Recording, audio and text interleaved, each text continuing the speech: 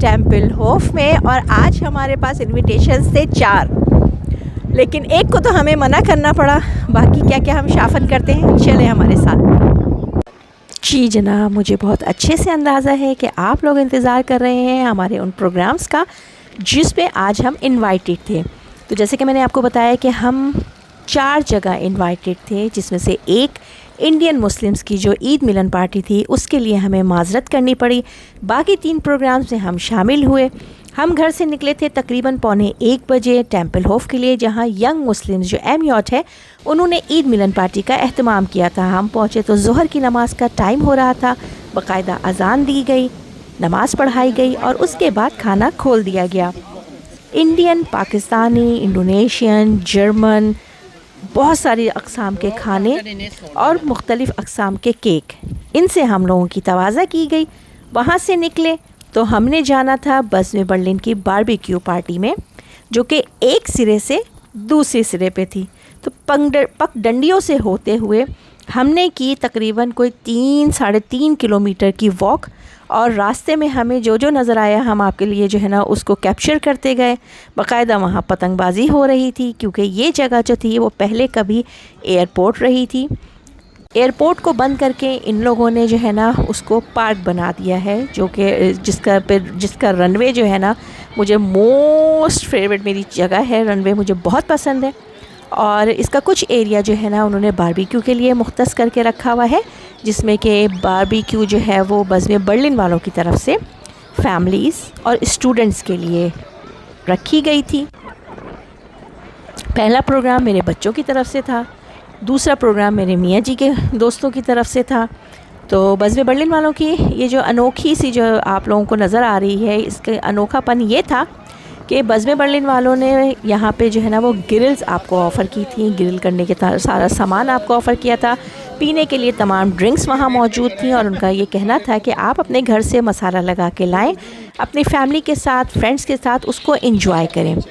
اور ہم تو چونکہ مسالہ نہیں لگا کے لے کے گئے تھے، لیکن ہم نے کئی خواتین کے ہاتھ کا باربیکیو کھایا جو کہ بڑا ہی لذیذ تھا،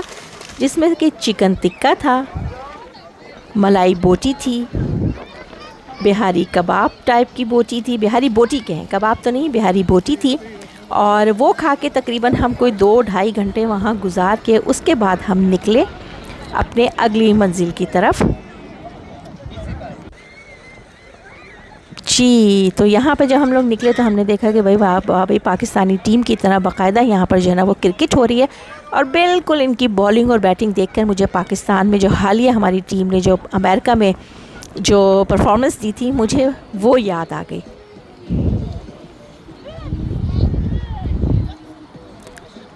سب کو خدا حافظ کہا، اس کے بعد ہم اپنے اگلے پروگرام کی طرف نکلے، جو کہ میرے اپنے صحافیوں کی طرف سے تھا، کہ ہمارے ایک بہت ہی سینئر صحافی خالد حمید فاروقی صاحب کے کاوشوں کو سراہنے کے لیے تھا۔ ان کے انتقال کو 2 سال ہو چکے ہیں، کرونا کا ٹائم تھا، اللہ تعالیٰ ان کی مغفرت کرے، لیکن صحافت کے لیے جو ان کی کاوشیں تھیں ان کو سراہنے کے لیے آج یہاں تمام صحافی برلن کے اور پاکستان سے آئے ہوئے موجود تھے، جنہوں نے اپنے الفاظ میں جو ہے وہ ان کو خراج عقیدت پیش کیا۔ کچھ اس میں سے جو ہے وہ ایسے تھے جو ان کے ساتھ کے تھے، کچھ ان کے جو ہے وہ جونیئرز تھے، اور ظاہر ہے وہ کہتے ہیں کہ وہ ہمارے استاد تھے، اور بڑے ہی اچھے الفاظ میں ان کو یاد کیا گیا۔ اور میں اس وقت بیٹھ کر یہ سوچ رہی تھی کہ چلو صحافت تو ان کی جو تھی ماشاءاللہ سے بہترین تھی، لیکن وہ ایک بہت اچھے انسان بھی تھے۔ تو جب ان نیکیوں کو یہاں یاد کیا جا رہا تھا تو میں بھی اپنے دل میں سوچ رہی تھی کہ کیا ہمارے مرنے کے بعد بھی لوگ ہمیں اس طرح سے یاد کریں گے؟ انشاءاللہ کریں گے۔ خاص طور سے وہ پاکستان چلے گئے اتفاقاً، بہرحال اس کے ساتھ ہمارا ایک تعلق واسطہ۔ یہ ان کے ساتھی ہمارے رفت صاحب DW کے صحافی ہیں،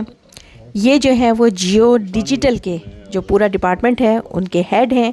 ان کے ساتھ یہ سمان نیوز کے رپورٹر ہیں، کراچی سے ان کا تعلق ہے۔ ان کے بعد جو ہیں وہ عرفان آفتاب ہیں، کون انہیں نہیں جانتا، DW کے، اور ان کے ساتھ بیٹھی ہوئی ہیں ہماری برلن کی مایا ناز، صحافی کہہ لیں، ادیبہ کہہ لیں، شاعرہ کہہ لیں، عشرت معین سیما صاحبہ۔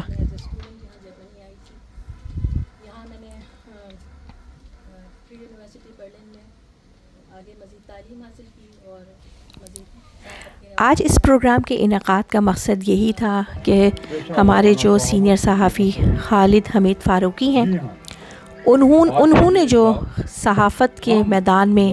جو ان کی کاوشیں تھیں یا ان کی خدمات تھیں، ان کو سراہنے کے لیے نہ صرف جو ہے نا وہ ان کو جو ہے نا وہ اچھے الفاظ میں یاد کیا جائے، بلکہ ہماری خواہش اور کوشش یہ ہے کہ پاکستان میں ان کو ان کی جو ہے نا خدمات پر کم از کم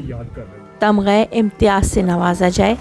تاکہ رہتی دنیا تک ان کا نام ہو اور ان کی کاوشوں کو جو ہے وہ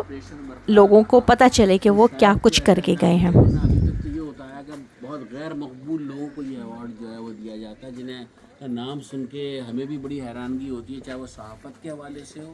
چاہے وہ فن کے حوالے سے ہو۔ جی تو میرے بھائیوں اور بہنوں، آج تک کے لیے اتنا ہی۔ مجھے امید ہے کہ آپ کو ہمارا آج کا ولاگ بھی پسند آیا ہوگا۔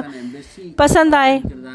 تو آپ لوگوں کو پتہ ہے آپ لوگوں نے کیا کرنا ہے، مرضی ہے کریں، مرضی ہے نہ کریں،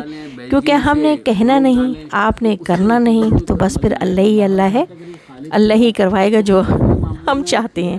اپنا بہت سارا خیال رکھیے گا، نیکسٹ ولاگ کا انتظار کیجیے گا، انشاءاللہ تعالی جلد ہی ایک اور زبردست سا ولاگ یا کوئی اچھی سی انفارمیٹیو ویڈیو آپ لوگوں کے ساتھ شیئر کروں گی۔ تب تک کے لیے اللہ حافظ۔ لوگ اسے جانتے تھے اور کہاں کہاں اس کی اہمیت اور افادیت تھی، اور جب وہ